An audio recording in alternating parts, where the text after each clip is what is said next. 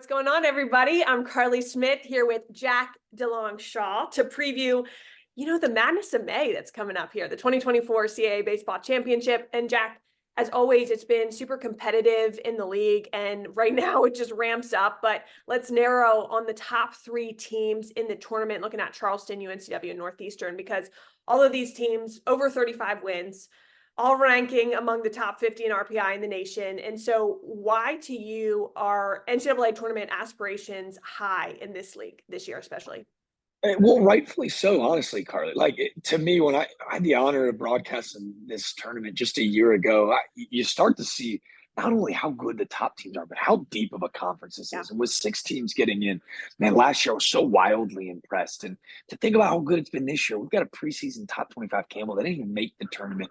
So, in my opinion, when you look at what we're going to have in Wilmington this week between the College of Charleston, the regular season champs, Wilmington, and Northeastern, this is a three-bid league. I cannot be more publicly confident in that statement that these three teams have gone and challenged themselves in the non-conference in midweek games. They've gone and played the best of the best. They've taken care of business in conference. When you talk about the regular season champs, the College of Charleston, what an unbelievable coaching job this year when losing guys like Ty Good to South Carolina, Trey Poozer to Kentucky.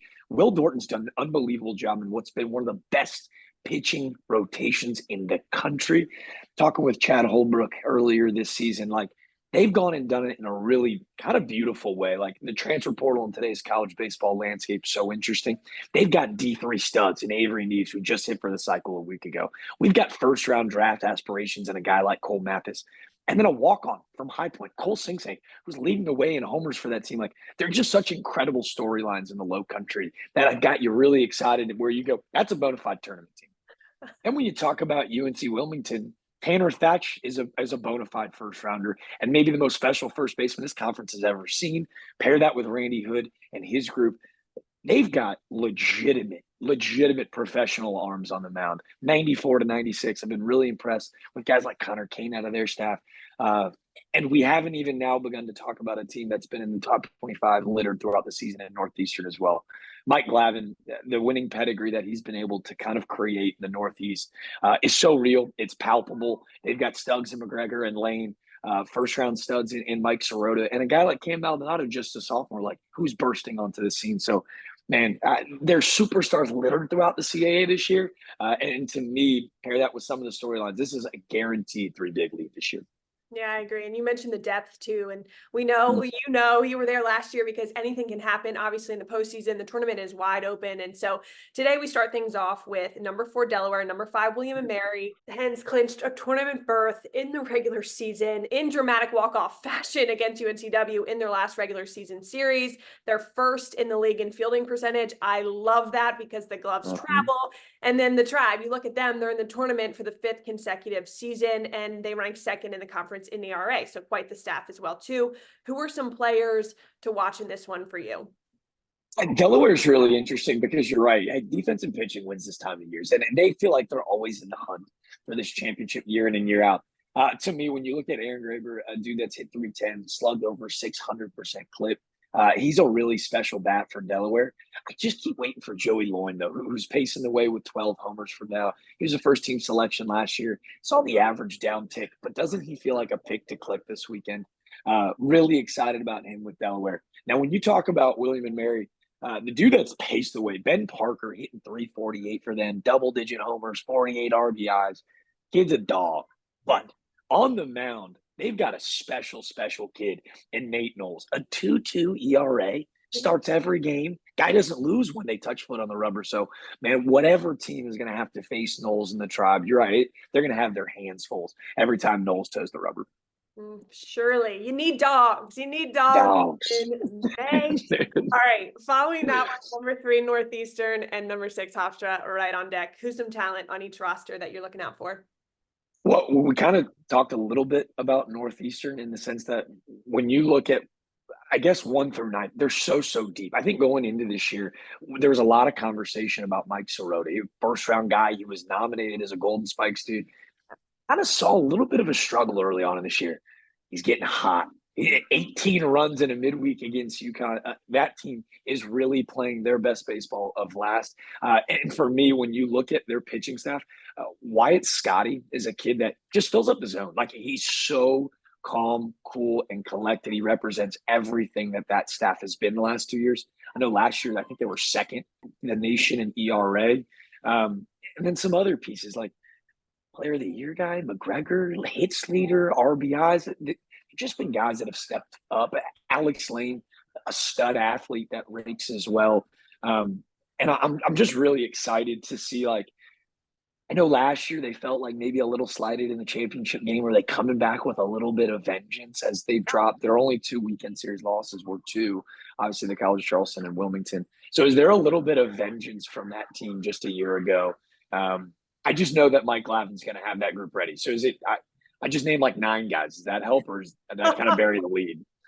No, I think it's fantastic because, like, you're right. They're going to come in with that chip and Hofstra. I mean, the 6th seed, but 2022, not that long ago, they know what it takes to win a CAA championship, make it to the postseason. So who on their roster are you looking forward to watching? Yeah, they're so good at home, and they play such a unique style of baseball where they're not going to necessarily run the ball out of the yard like everybody else in the league. But to me, Dylan Palmer hit 382 this year. I don't think I could hit 382 if I went and played Little League next week.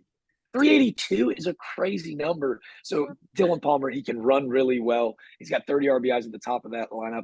And when you look at the OBP and the slugging, 23 of 26 in stolen base attempts this year for Dylan Palmer. So when he gets on the base path, I mean, he is off to the races as well. So keep your eye on Palmer. Yeah, I love it. And like you mentioned, Tyler McGregor, co-CAA Player of the Year for Northeastern, leads the CAA in probably every single offensive category. Last time I've checked. So he's going to be fun to watch in person if you're there in Wilmington, North Carolina. Okay, let's look ahead to Thursday because we'll see the top 2 seeds take the diamond. Charleston surging into the championship, having won 20 of its final 23 conference games to take the top seed. What impresses you about the Cougs?